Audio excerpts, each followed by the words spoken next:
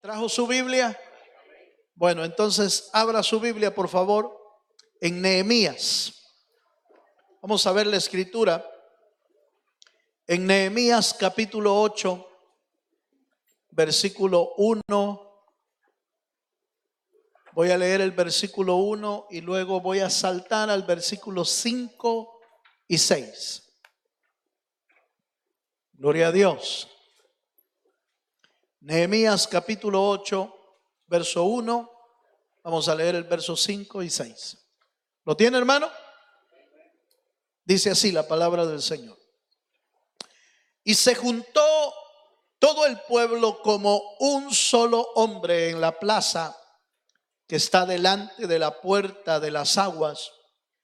Y dijeron a Esdras, el escriba, que trajese el libro de la ley de Moisés, la cual Jehová había dado a Israel. Voy al verso 5. Abrió pues Esdras el libro a ojos de todo el pueblo, porque estaba más alto que todo el pueblo, y cuando lo abrió, todo el pueblo estuvo atento. Oiga esto. Bendijo entonces Esdras a Jehová, Dios grande, y todo el pueblo respondió: amén, amén, alzando sus manos, y se humillaron y adoraron a Jehová, inclinados a tierra. Amén. Yo quiero hablarle esta noche, quiero hablarle acerca de la importancia del amor por la palabra de Dios.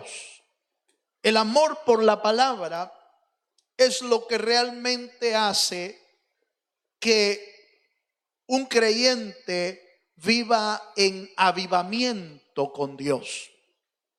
Cuando hablamos de avivamiento nos estamos refiriendo a una vida próspera espiritualmente, a una vida avivada en el espíritu, a una vida cercana a Dios, a una vida con una relación muy, pero muy pegada al Señor, que produce vida, porque Juan capítulo 15 dice que si permanecemos en Él y Él en nosotros, eso va a traer mucho fruto en nuestra vida. Una vida avivada en Dios, una vida en avivamiento en Dios, se muestra a través del fruto de Dios que se va dando en cada creyente. Pero yo estaba viendo, fíjese hermano, que lograr tener una vida de avivamiento solo puede darse cuando el creyente ama la palabra de Dios con todo su corazón. ¿Por qué? Porque la palabra es la que trae vida. La palabra de Dios es la que trae vida. Jesús, hablando de la palabra, dice, él mismo dice: yo soy el pan de vida, el pan que descendió del cielo, el pan que trae vida a los creyentes. Es la palabra, es el mismo rema de Dios. Y al amar la palabra de Dios, entonces trae a la vida un avivamiento que, en primer lugar, es el anhelo de Dios y el deseo de Dios, que todo creyente pueda vivir en avivamiento. No, ya ve usted en Apocalipsis que el Señor confronta a aquella iglesia llamada la Odisea, que no estaba viviendo avivada, sino que estaba viviendo una vida tibia. Y el Señor les dice: miren, yo aborrezco lo tibio, porque voy a vomitarlos de mi boca a los que viven en tibieza. Mejor te fuera que estés caliente, pero no tibio, no frío ni tibio, sino ardiendo. Eso habla de una vida en avivamiento, una vida viva en Dios. Pero lo que lo produce, ese avivamiento, es que el creyente aprenda a amar la palabra del Señor, que es la que produce el avivamiento. Y entonces, hablando de esto, yo quiero que usted vea de nuevo en el versículo 1 que leímos de Nehemías, que en los tiempos de Nehemías se estaban viviendo ese tiempo de avivamiento. Dios había despertado el espíritu de Esdras, el espíritu de Nehemías, el espíritu de Zorobabel. Los había despertado Dios y había traído un avivamiento a ese pueblo. Y note usted cómo ese pueblo buscaba la palabra, amaba la palabra. Nehemías capítulo 8, verso 1, volvemos a leer. Ahora lo logramos ver un poquito mejor. ¿Lo tiene, hermano? Nehemías 8:1. Y dice: y se juntó todo el pueblo como un solo hombre. Eso quiere decir que estaban en unidad. Eso quiere decir que estaban en armonía. Tenían un mismo propósito. Y dice: se juntaron todo el pueblo como un solo hombre en la plaza que estaba delante de la puerta de las aguas, y dijeron, oiga, fue el pueblo el que dijo a Esdras el escriba que trajese el libro de la ley de Moisés. Usted sabe qué es lo que estamos hablando del libro de la ley. Estamos hablando del Pentateuco, de la palabra de Dios, diríamos los primeros libros de la Biblia. Y como hasta ahí eso era lo que tenían, no podían decir traigan la Biblia, porque no existía todavía, no existían todos los libros que nosotros conocemos ahora. Lo que conocían ellos eran la ley, era la palabra de Dios que había sido dada por Dios a Moisés. Y por favor note esto, ellos pidieron que se les leyera el libro. Ahora, no lo podían leer ellos, ¿por qué? Volvemos a cierto punto de la historia. ¿Cuántos libros habían en aquel tiempo? No tenían la dicha y la bendición que nosotros tenemos ahora, que hermano, hoy la Biblia la consigue usted en cualquier lado, de todo tipo, de todo tamaño, letra grande, letra mediana, letra gigante, piden algunos. Ahí en la librería los hermanos a veces nos dicen, hermano, por favor, quiero una Biblia. Pero si allá hay Biblia, sí, pero es que la quiero de color tal, aleluya. La quiero con pasta dura, o con pasta de color piel, color negro. O sea, hoy pide uno la palabra del Señor, hermano, hasta con diferentes gustos. Tamaño regular, tamaño gigante, y además de eso, diferentes versiones. A mí me da tal versión. O sea, hermano, hay cómo conseguir la Biblia de todas las maneras. Electrónicamente la consigue uno. Pero ¿cuántos libros de la ley de Moisés había en aquel tiempo?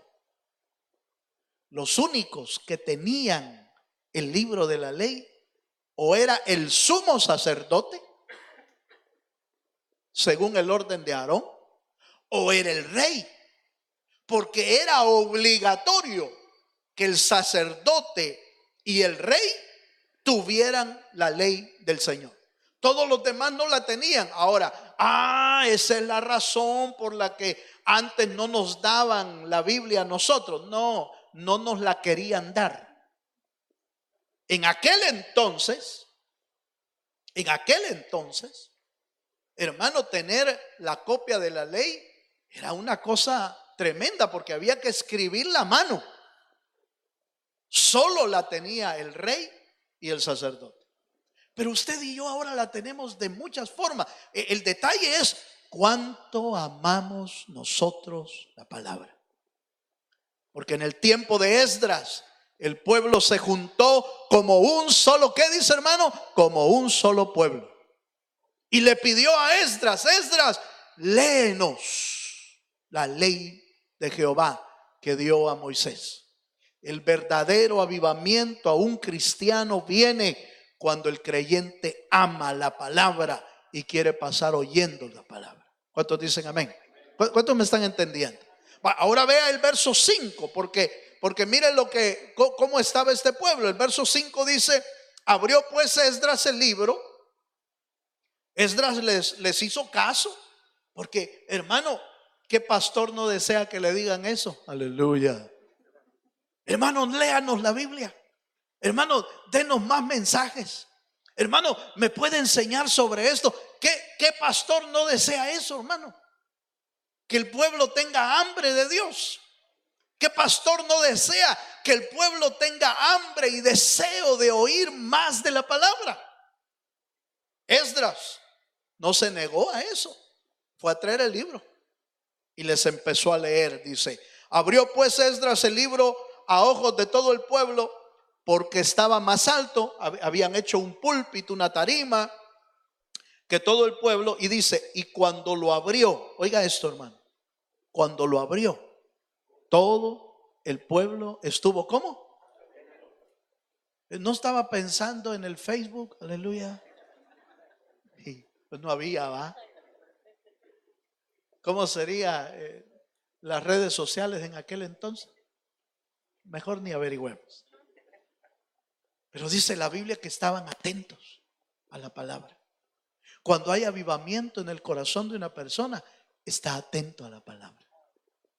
La palabra trae avivamiento y el amor a la palabra produce avivamiento en el creyente. Si usted y yo queremos vivir, hermano, con avivamiento en nuestro corazón, amemos la palabra de Dios. Deseemos la palabra de Dios. Deseémosla como el apóstol Pedro nos dice en la escritura, como recién nacidos. Como la leche espiritual que desea el recién nacido, así deseamos nosotros la palabra del Señor. Y dice, y la leche espiritual, la palabra espiritual no adulterada, sino la verdadera, la que viene de Dios, la que por supuesto desea nuestra alma, aviva nuestra alma, pero también confronta nuestra alma, reprende nuestra alma, exhorta nuestra alma para ponernos dentro del camino verdadero. Yo encontré en este pasaje que el pueblo de Dios en aquel entonces, en el tiempo de Esdras, tuvieron un avivamiento de Dios. Tuvieron un avivamiento en el que permitieron que los hijos de Dios, hermano, los hijos de Dios quisieran oír de la palabra del Señor. Pero ¿qué más? ¿Qué más? Acompáñenme a Nehemías capítulo 10, verso 28. Si el avivamiento solo es momentáneo, entonces no era un avivamiento. Si el avivamiento solo te dura unas horas o un día o 2 días, entonces no era avivamiento. El verdadero avivamiento no lo puede apagar nadie. ¿Cuántos dicen amén? El verdadero avivamiento de Dios no lo puede apagar nadie. Ni el diablo con todo su ejército puede apagar el avivamiento que Dios levanta. Por eso debemos de tener muy en cuenta, hermano, que el avivamiento que Dios quiere en nuestra vida no es por unas horas, no es por un fin de semana. No es ni siquiera por un mes, no. Dios quiere que tengamos un avivamiento, hermano, en el que permanezcamos firmes con todo nuestro corazón buscando al Señor. Amén. Bueno, y Nehemías capítulo 10 lo muestra. Yo quiero que usted vea la prueba de que uno está viviendo en avivamiento. Es que desea la palabra, busca la palabra, pero ¿qué más? ¿Será que eso es todo? No. Mire lo que dice la escritura. Nehemías capítulo 10, verso 28. Dice: y el resto del pueblo y los sacerdotes, los levitas, porteros y cantores, los sirvientes del templo y todos los que se habían, oiga esto, hermano, y todos los que se habían apartado de los pueblos de la tierra a la ley de Dios, con sus mujeres, sus hijos e hijas, todo el que tenía comprensión y discernimiento. Note por favor, hay 2 elementos aquí. Se habían apartado de los pueblos de la tierra a la ley de Dios. ¿Qué prueba que usted y yo estamos viviendo en avivamiento? que el avivamiento produce que usted y yo nos apartemos de los pueblos de la tierra. En otras palabras, el avivamiento hace que usted y yo nos apartemos del mal, nos apartemos del mundo, nos apartemos del mundo. ¿Hacia dónde? Hacia la ley de Dios. El pueblo que vivía ahí en Nehemías, el pueblo que estaba con Esdras, hermano, empezaron a separarse de lo malo, empezaron a separarse de la maldad, empezaron a romper las relaciones que tenían con el mundo y empezaron a ir en pos de la ley de Jehová. Aquí empieza, diríamos, aquí empieza lo que realmente muestra el verdadero avivamiento. El verdadero avivamiento no, por eso le decía, no es temporal. El verdadero avivamiento no es por una semana, por 2 semanas, 3 semanas, un mes. No, ese no fue el verdadero avivamiento. Eso fue quizás nos emocionamos con una palabra que oímos y tratamos de seguirla, pero hermano, de repente empieza uno a bajar y se pierde. El verdadero avivamiento permite que usted y yo tomemos decisiones de ir dejando lo malo. ¿Cuántos dicen amén? La Biblia dice que el sabio ve el mal y se aparta. La Biblia dice, hermano, que el avisado ve el mal y se aparta. Empieza a buscar la ley del Señor. Y eso fue lo que hizo el pueblo de Israel. El pueblo que estaba con Nehemías, con Esdras, hermano, empezaron a romper relaciones con el mundo. Relaciones que no convienen. Mira, hermano, si usted y yo queremos vivir en el avivamiento de Dios, vamos a tener que romper relaciones con todo aquello que nos invitaba a hacer lo malo.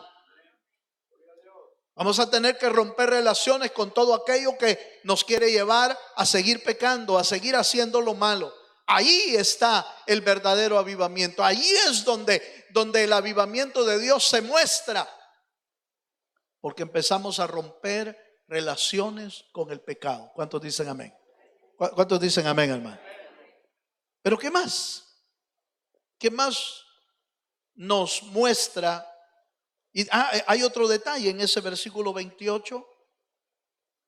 Leo la última parte, dice, se apartaron de los pueblos de la tierra a la ley de Dios con sus mujeres, sus hijos e hijas. Y oiga esto, todo el que tenía, ¿qué dice, hermano?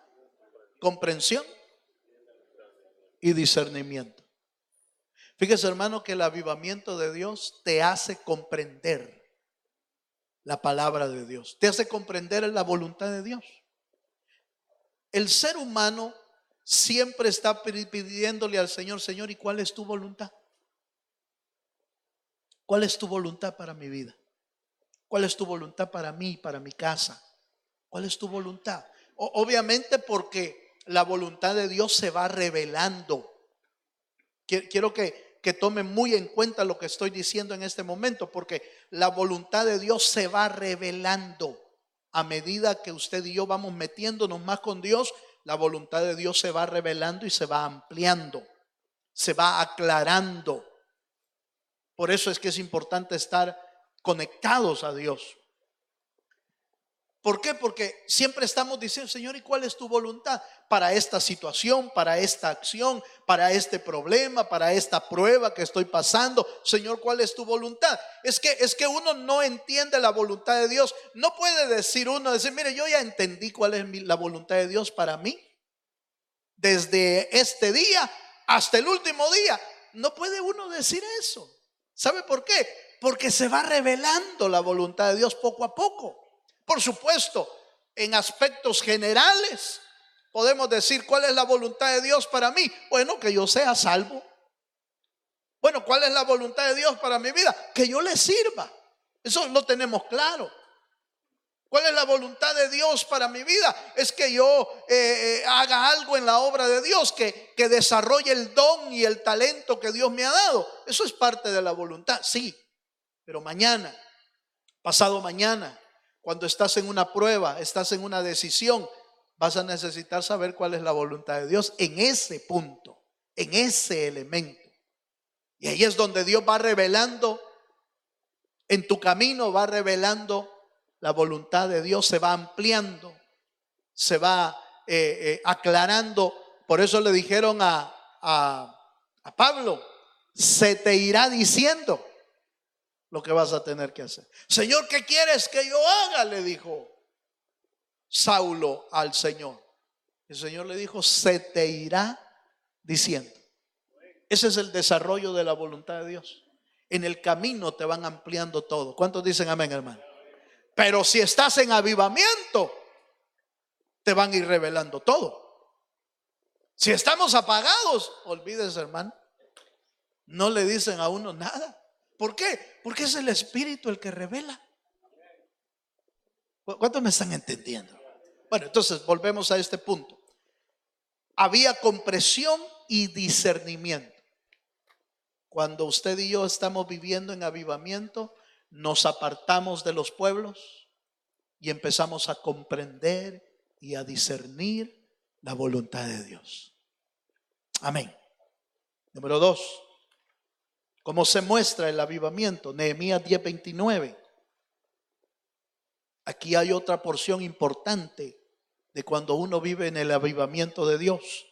Nehemías 10:29.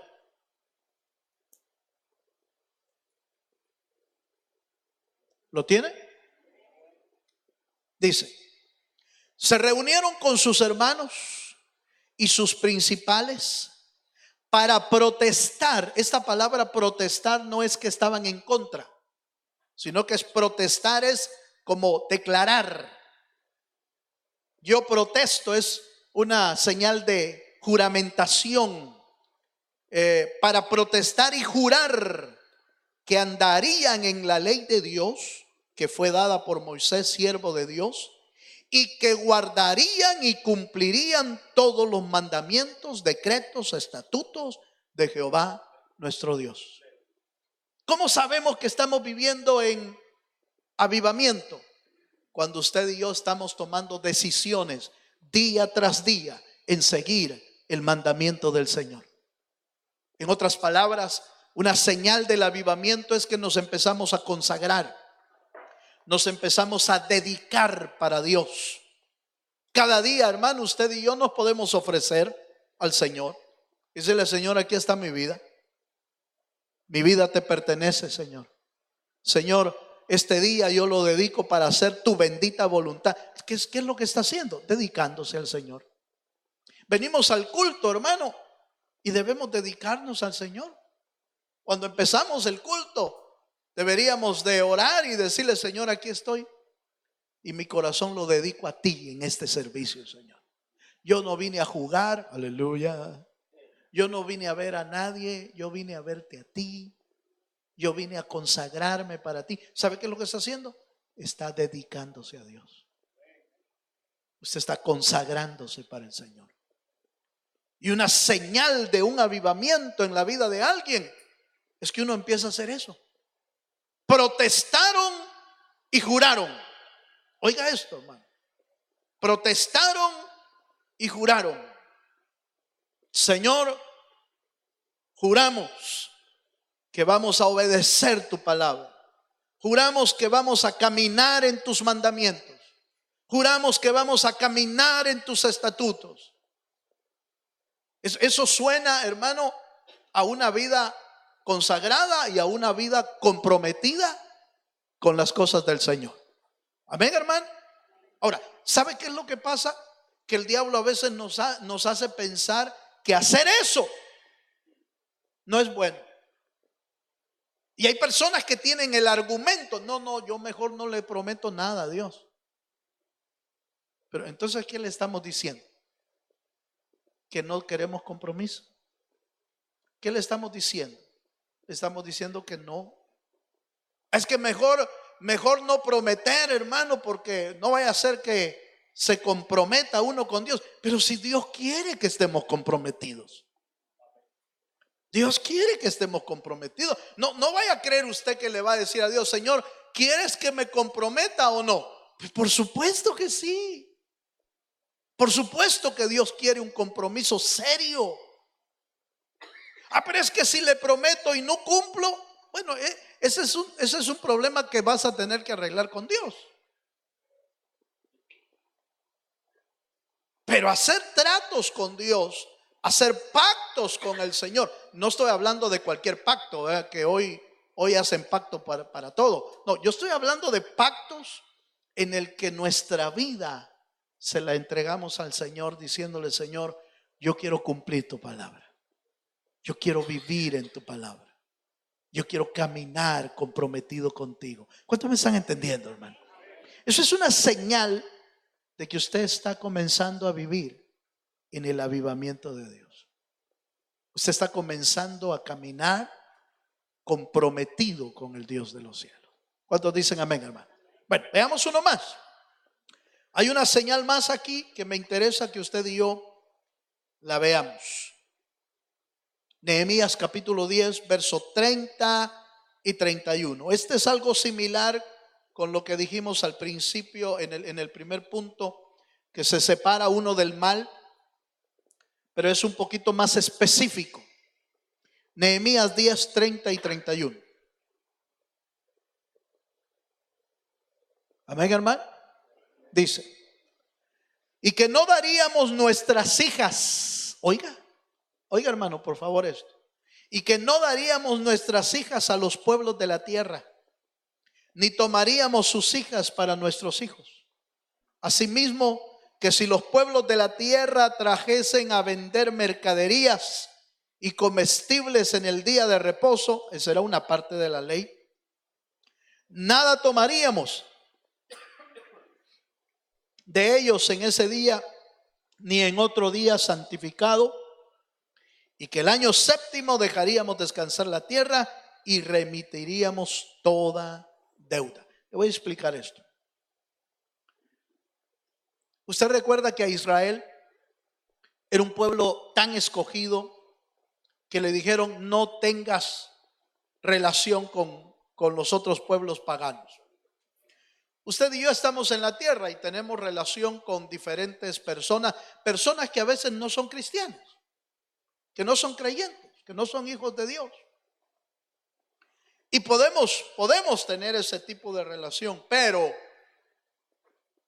lo que realmente la Biblia nos está enseñando ahí es que no hagamos lo que ellos hacen, lo que ellos viven, la manera, inclusive la manera en que ellos transan de mercadería y de economía y todo eso, nosotros no lo hagamos.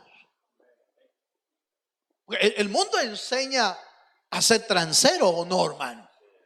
El mundo enseña a usar balanza que está trastocada. El mundo enseña a hacer negocios chuecos. El mundo enseña de que si quieres ganar, pues puedes hacer cualquier cosa. Pero la Biblia no nos enseña eso.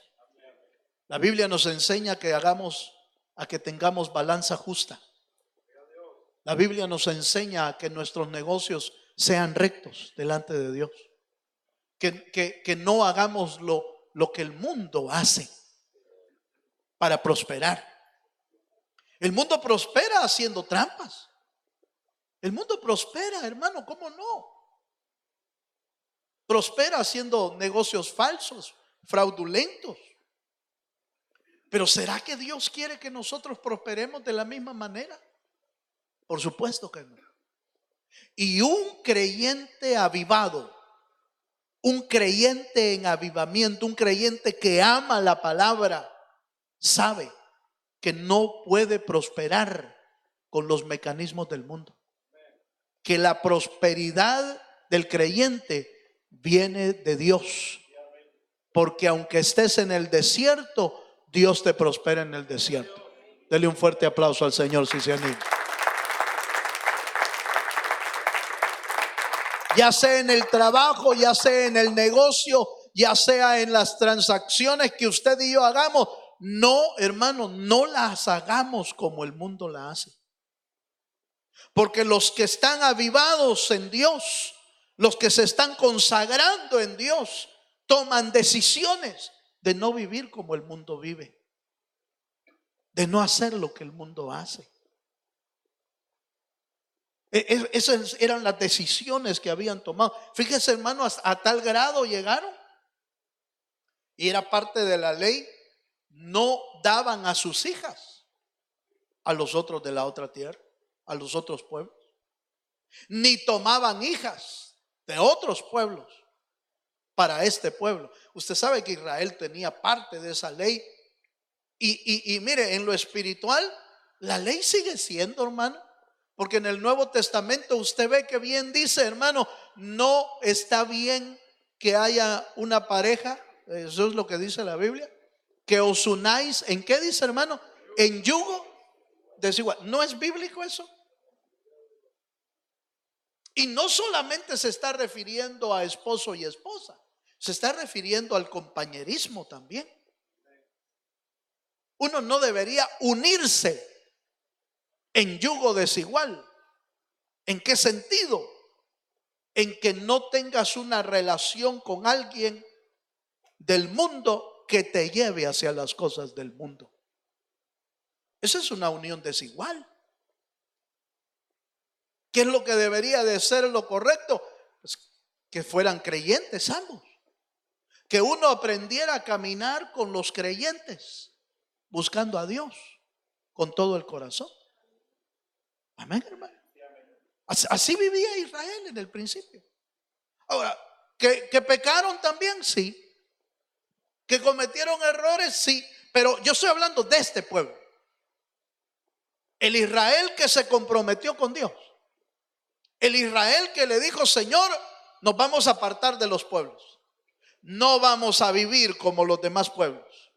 Señor, y nos vamos a apartar hacia la ley de Jehová. Nos comprometemos a cumplir tu ley, Señor. Nos comprometemos a cumplir tu palabra. De ese pueblo es el que estoy hablando. Que Israel pecó, sí. Pero porque Israel pecó, ¿nos da vía para que nosotros pequemos? No. El Señor no dejó los errores del pueblo para que nosotros cometamos los errores del pueblo. Nos dejó escritos los errores para que no caigamos en los mismos errores. Primera de Corintios capítulo 10 lo dice. Todo lo que está escrito de Israel en el Antiguo Testamento, en la palabra del Señor, fue escrito para nosotros, para amonestarnos, para que no cayéramos en el mismo error. El error de alguien no es nuestra justificación para caer en ese error. No, hermano. Es que aquel pecó y entonces de plano yo también, ¿verdad? No, eso no es lo que Dios nos manda. Eso no es lo que la Escritura nos manda.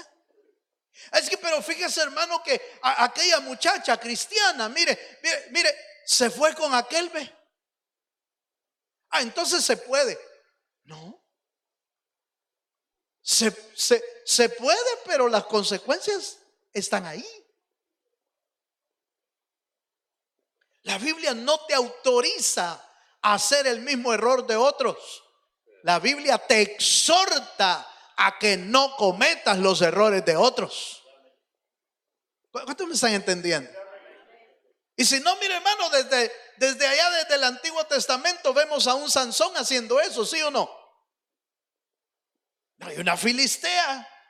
Agarró una filistea y dijo, yo aquí me caso, este macho es mi mula. Aleluya. Así dicen en El Salvador.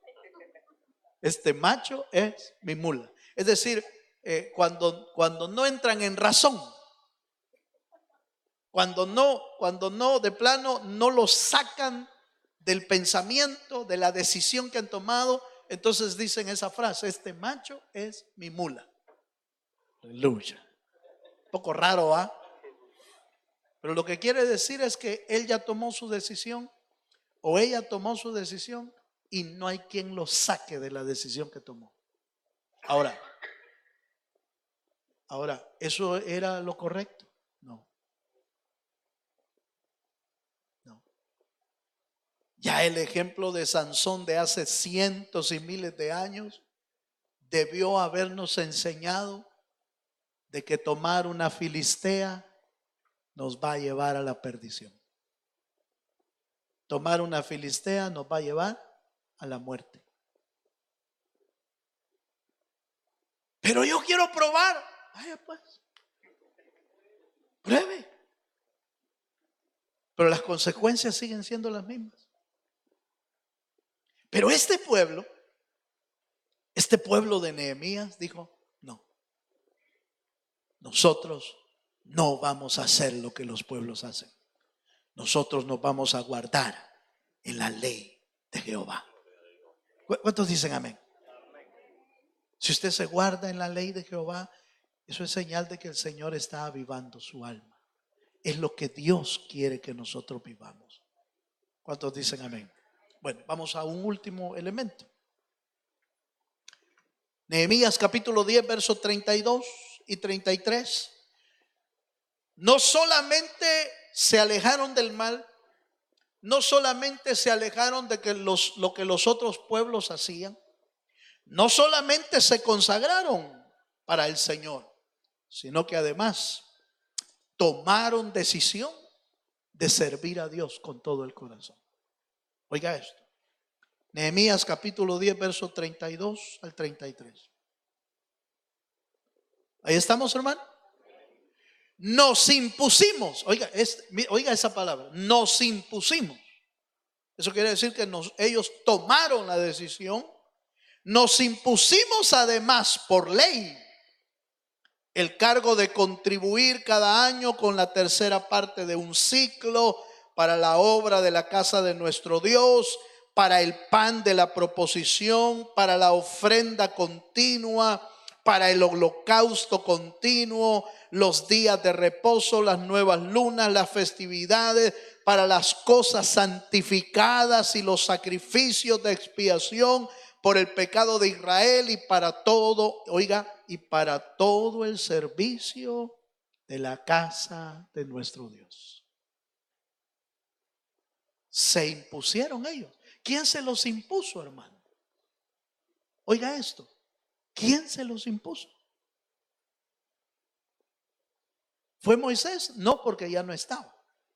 ¿Fue Nehemías? No. ¿Fue Esdras? No. Mire, hermano, el servicio no te lo puede imponer nadie. Te lo tiene que poner Dios en el corazón.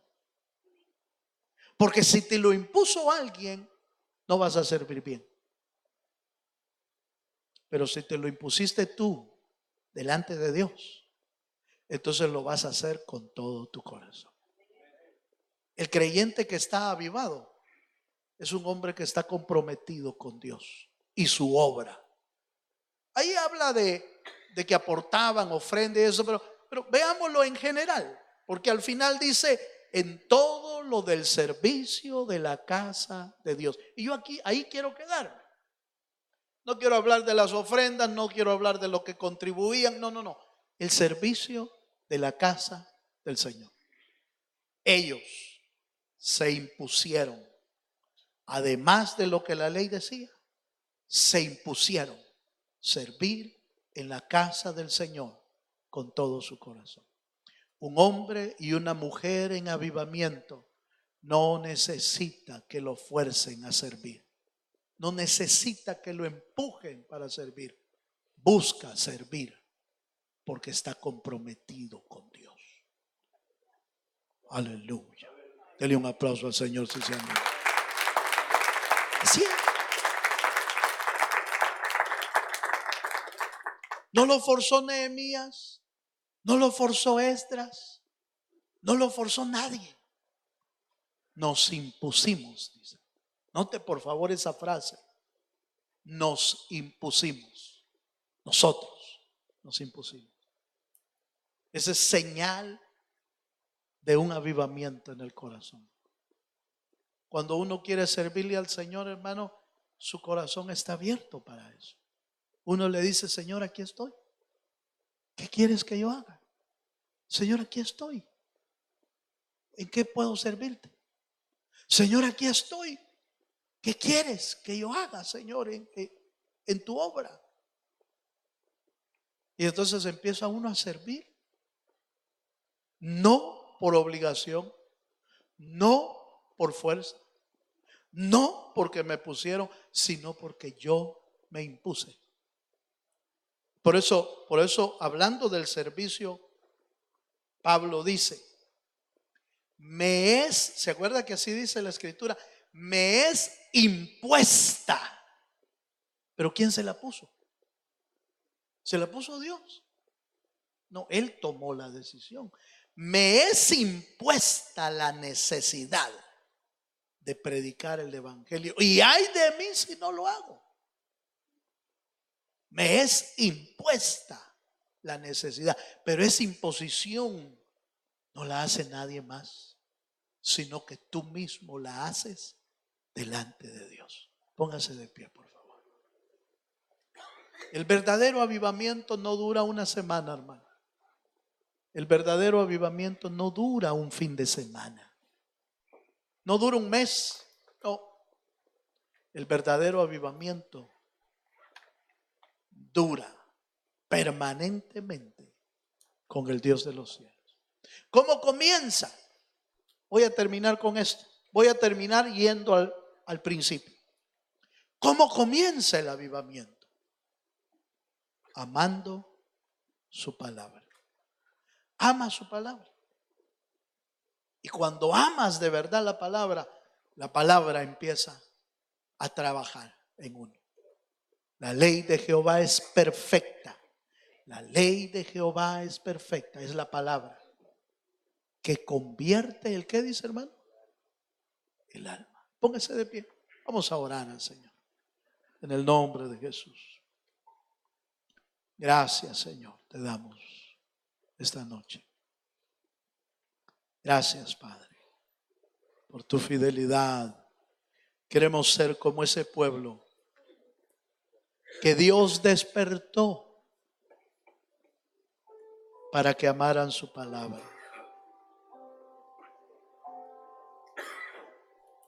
No fue que naciera totalmente de ellos, fue Dios el que despertó los espíritus. Y como Dios despertó los espíritus, ellos empezaron a buscar al Señor. Que Dios pueda despertar nuestros espíritus hoy para amar su palabra. Aleluya, gracias, Señor. ¿Habrá alguien esta noche que le quiera decir, Señor, yo quiero vivir en avivamiento? ¿Te quieres venir adelante? Ven a pedírselo tú. Aunque el que despierta los espíritus es Él. Ven a decírselo. Señor, yo quiero vivir en avivamiento.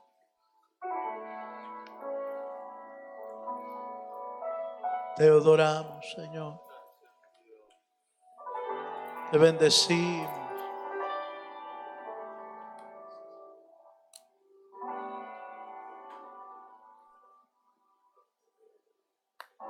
Aleluya.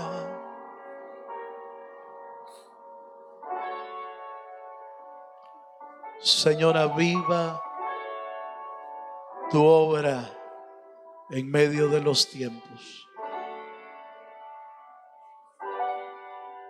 Aviva tu obra en mí, Señor.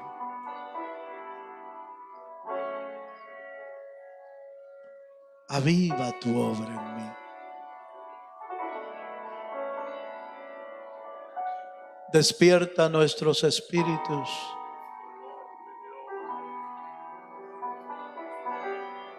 Despierta nuestro corazón para amar tu palabra.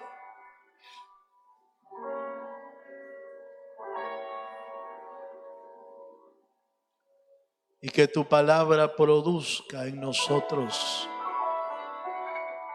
un avivamiento, Señor. Padre, bendice a tu pueblo esta noche.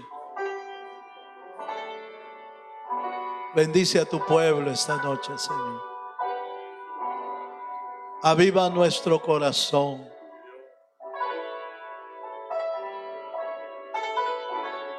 Aviva nuestro corazón para ti, Señor. En el nombre de Jesús. Oramos, Señor, para que tu Espíritu obre en nuestra vida y nos convierta en ese pueblo que tomaba decisiones, que se apartaba del mal, se apartaba del mundo, se apartaba de todo lo que no era adecuado para su vida. Se consagraba para ti, se comprometía para servirte a ti, Señor. Despiértanos, despierta nuestros espíritus, despierta nuestros corazones y haz tu obra, Señor. En el nombre poderoso de Jesús.